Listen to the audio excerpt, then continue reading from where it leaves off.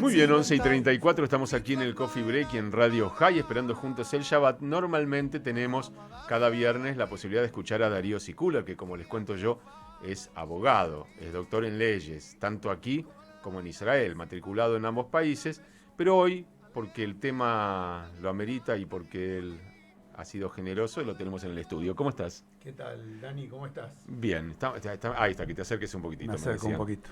Perfecto. Cuando digo que el tema lo amerita es porque es un tema de actualidad que justamente, no solo por este tema, sino por otros casos, a veces nos preguntamos qué pasa con aquellos que cometen un delito en la Argentina y se van a Israel.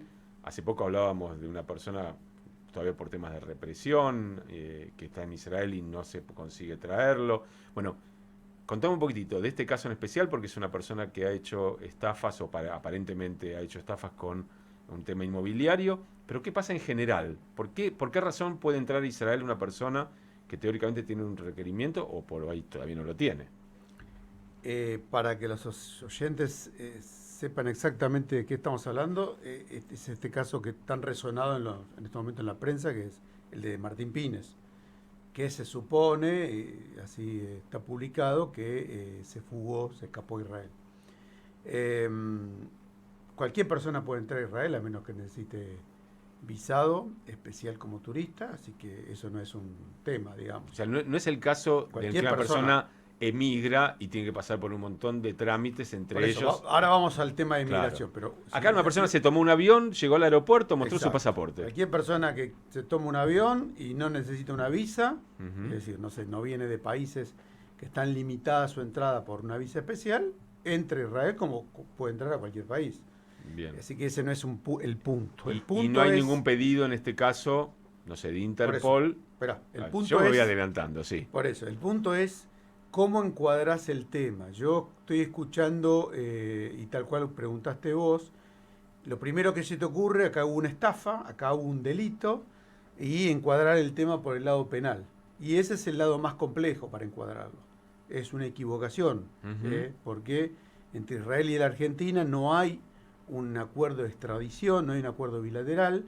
Israel, en el caso de que Pines logre obtener la ciudadanía, después vamos a ver si la obtiene, en qué condiciones, pero es absolutamente, digamos, limitativo, se autolimita para extraditar a sus conciudadanos.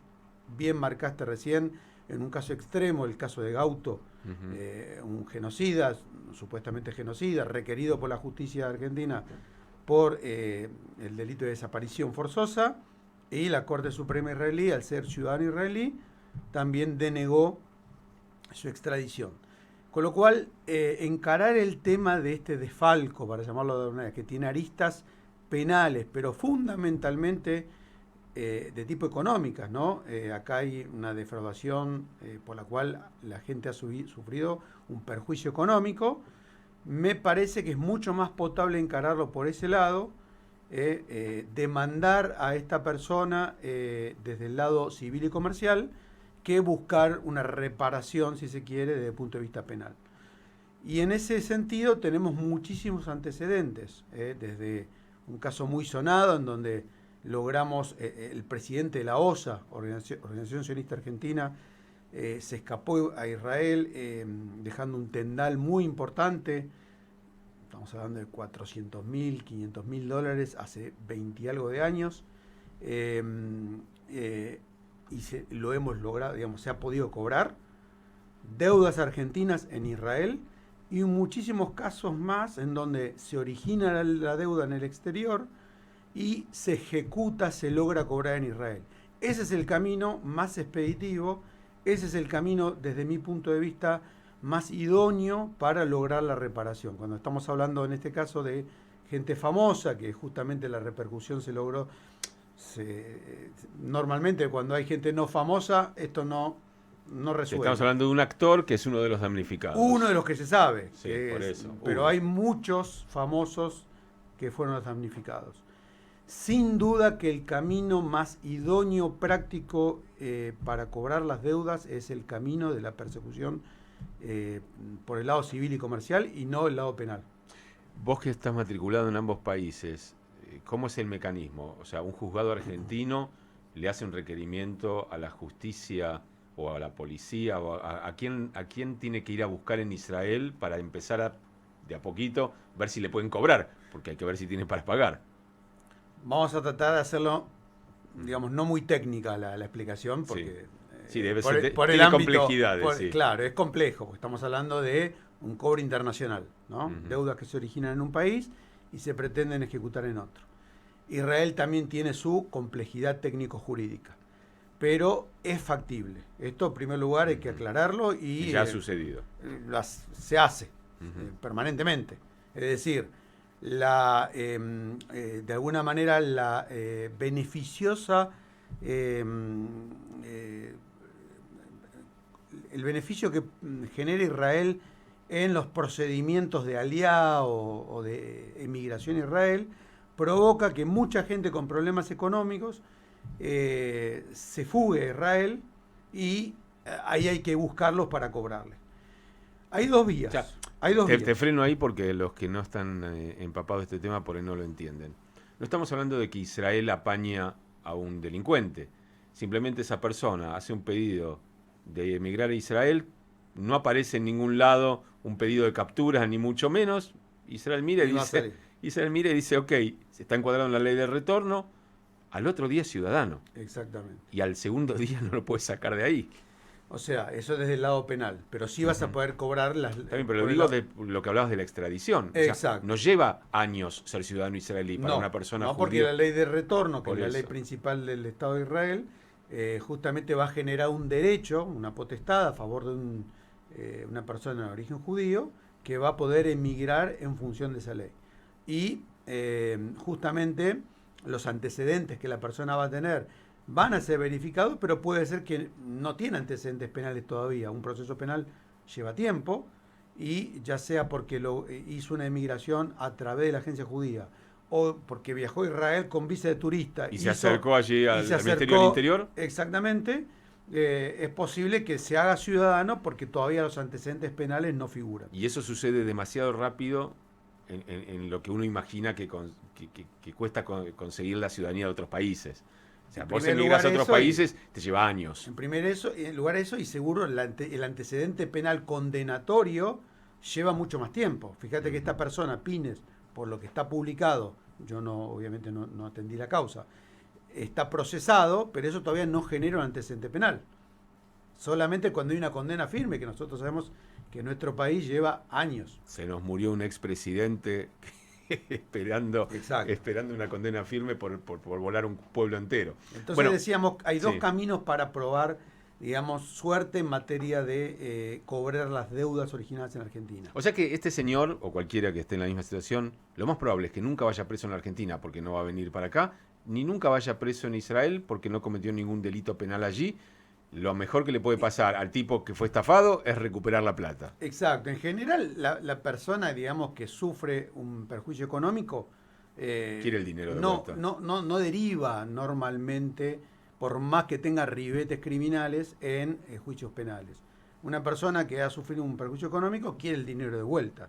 Ese es el motivo principal de su pretensión de reparación. Bueno, cuando a mí me estafaron aquí en la Argentina con la compra de un inmueble, se hicieron las dos cosas. No era el mismo, no era Pines. No, te estoy hablando, creo que no había nacido, debe ser un muchacho. Se hizo un juicio penal por asociación ilícita. ¿Pero por qué? Porque se descubrió que la persona que compró mi departamento, yo iba a comprar otro y era una operación simultánea. La persona que compró mi departamento era la esposa del dueño de la inmobiliaria que me estaba estafando. Entonces los abogados dijeron, pará que acá hay otra cosa. O sea, no es solo el perjuicio, sino que, porque si no se podía probar eso, yo le cuento a toda la gente, pero si no se podía probar eso, yo le tenía que entregar el departamento mío a esa señora. Bueno, o sea, yo me quedaba en la calle. Acá, lamentablemente, cuando una persona se fue a otro país, se profuga a otro país, ir por el carril penal, especialmente en un contexto jurídico en donde no hay acuerdo bilateral entre los dos países, es muy complejo. Entonces, la pretensión de cobrar civilmente es la más idónea y hay dos caminos, como te dije. Uno es obteniendo una sentencia argentina y ejecutarla en Israel. Esto es algo que se hace permanentemente. Y el otro es un poco bastante más complejo, aunque es más ágil y más rápido, y es ir con la documentación argentina, sustanciar un juicio en Israel y cobrarlo en Israel. es decir, no una sentencia argentina ejecutada allá, sino directamente sustanciar el juicio en Israel. En Israel existe una entidad que se llama Hotzah Lapועל, una entidad de ejecución administrativa que es muy ágil. Y prácticamente las medidas que se pueden tomar en materia de ejecución de deuda o en materia de ejecución de sentencias son muy efectivas. Lamentablemente no existe más una que hemos empleado anteriormente, que es prisión por deuda. En Israel se hace una investigación de la capacidad de pago que tiene esta persona, el deudor ya declarado tal, y aunque se establezca que se debe 5 shekel o debe, digamos, su capacidad de pago son 5 shekel mensuales o son 15.000 shekel mensuales, anteriormente no los pagaba y iba preso 20 días. Este recaudo no existe más, pero sí existen un montón de recaudos a través de esa oficina que se llama Hotzah Lapועל que lo vuelven un paria a la persona. No puede salir del país, no puede tramitar la licencia de no puede pedir un crédito, por no supuesto. Obviamente no tiene vida económica. Vos sabés que en Israel, por la nueva legislación, el manejo de efectivo son hasta 6.000 shekel, con lo cual no puede comprar ni un televisor. Con lo cual, las posibilidades que una persona pueda hacer efectivo una sentencia condenatoria en Israel en materia civil son bastante probables. De hecho, nosotros, en el caso que te mencioné, salió en la prensa, así que lo puedo decir, el expresidente de la OSA, durante 30 años le hemos cobrado, terminamos de cobrarle ahora, pero muy poquito por mes, pero 30 años cobrándole. En ese sentido, Israel tiene esta ventaja, y es generar un montón de recaudos en materia de ejecución de sentencia, que la persona se le hace absolutamente difícil. Vos sabés que en Israel vivir en negro es muy difícil, todo el mundo está bancarizado. Por eso todavía hay diáspora. Sí, te comiste Moldaski. No, pero bueno, viví en Israel. Bueno, yo conté muchas veces, yo trabajaba en un negocio a la calle en Israel y yo tenía que abrir la caja con, suponete, 100 shekel de cambio. Uh-huh. Y si venía una inspección, yo había vendido 3.200 shekel, más los 100 que tengo que tener 3.300, me encontraban 4 monedas más, se armaba el bolón. Claro. Entonces, ojo, o sea, era preferible regalar las cosas que pagar la multa porque me apareció en la caja más plata que la que teóricamente la tira indicaba. Y a veces era por un error, a veces cobraste más, cobraste menos, no importa. Pero sí, y esto estoy hablando de los años 80, que Israel estaba más despelotada que hoy. Y no tenía, digamos, el entrecruzamiento de datos que por eso, en ese momento. No había una persona con una, digamos, un tzaf, una sentencia ejecutándose a través de Hotzah Lapועל, queda absolutamente limitada su vida en Israel, no puede salir de Israel y prácticamente no puede hacer nada, es un paria.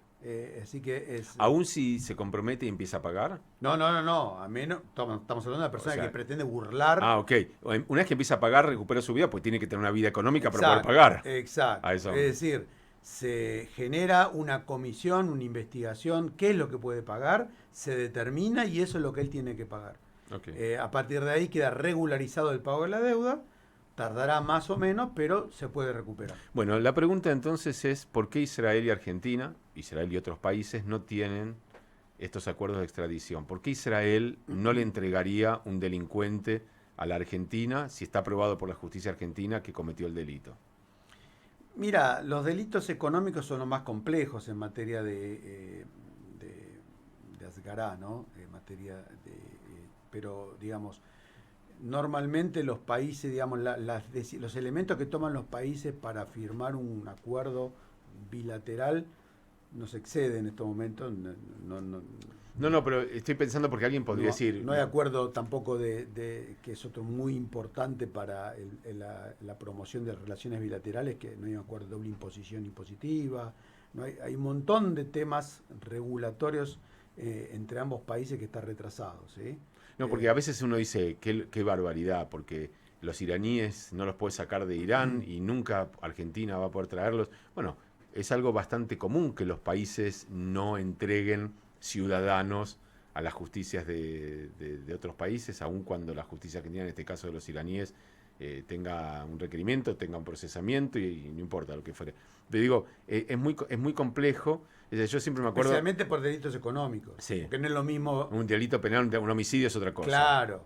En el caso de Gauto fue realmente muy arbitrario. Pero ahí tenés cómo se puede manejar para mal la ley del retorno. Exactamente. Porque el tipo ni siquiera era de familia judía, pero la esposa sí. O sea, y vos podrías considerar que el matrimonio ese fue por conveniencia justamente para poder escaparse. O sea, es mucho más complejo. En el caso Bueno, de ahora ese que lo sí, quiere, ahora que es lo quieren inaudito. cambiar, Gauto creo que se quedaba acá. Sí. Pero no, yo lo que digo es, a mí no me gustaría pensar que Israel, por sus leyes, se convierta en un refugio de delincuentes. Bueno, mirá qué Pero interesante. termina La por sentencia pasar. de la jueza Yoyana Almagor hace 20 años, en el caso del presidente de la OSA, dijo, repitió tus palabras, te citó. Dijo, no puede ser que Israel se convierta en un miklat, en un refugio de evasores o de deudores. Se refería más que nada a la parte de deudores, no a la parte penal.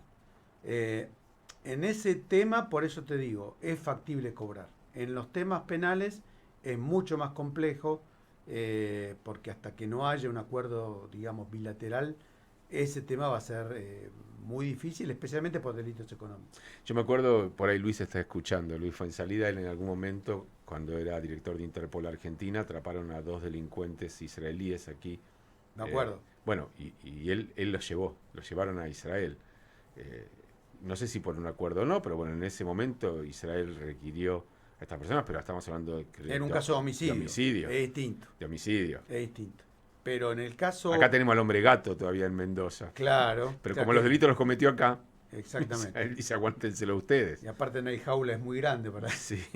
Pero bueno, tiene complejidades todo este Pero, tema, ¿no? ¿qué quiero significar? Es bastante frecuente esto que está pasando, en este caso es muy notorio por las personalidades involucradas, pero gente con deudas que se escapa a Israel existe bastante y es relativamente común cobrarlas, ejecutar esas deudas. El viejo chiste decía que el señor le decía a su esposa, tengo que hacer un negocio enorme, si nos sale bien nos vamos a pasear a Israel, y si sale mal nos vamos a vivir a Israel.